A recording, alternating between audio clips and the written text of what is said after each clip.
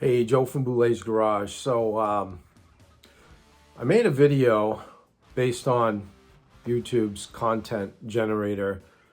You punch in, like, for example, automotive repair, content suggestions, and the I guess it's an AI generator, came up with how to avoid getting ripped off by a mechanic.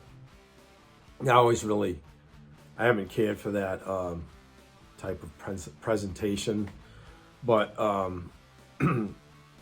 went ahead and made a video and I uploaded it. I didn't make it live or public. And I didn't like it. I did another time. I still didn't like it. I got thinking to myself, you know, it's not a one-way street here. Yeah, people do get ripped off from auto repair, but they get ripped off by everything else. You get spam mails, spam calls every day. And probably 90% of them are junk or some type of scam. But what I'm getting at here is mechanics get scammed too by who they work for. And if you don't understand the flat rate pay system, it can be brutal, and especially for the honest guys working next to greedy guys. I think greed is one of the 7 negative emotions out there. But anyway, so I'm going to make an in-depth video on this subject, and I'd like your input in the comment section, which direction I'm going to go in as far as what your comments might be. I'll tell you something really quick.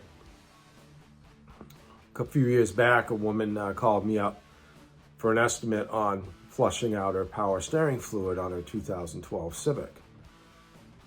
And I said, really? I said, well, your car has electric power steering.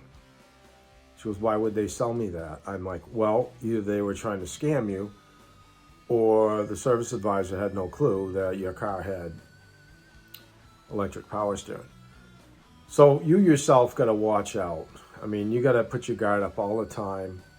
And, you hear the stories too about people going out to an independent, getting stuff done to save money. And unbeknownst to them, there was a recall on it. And they could have gotten it done for free. But, you work hard for your money, and just be careful, okay?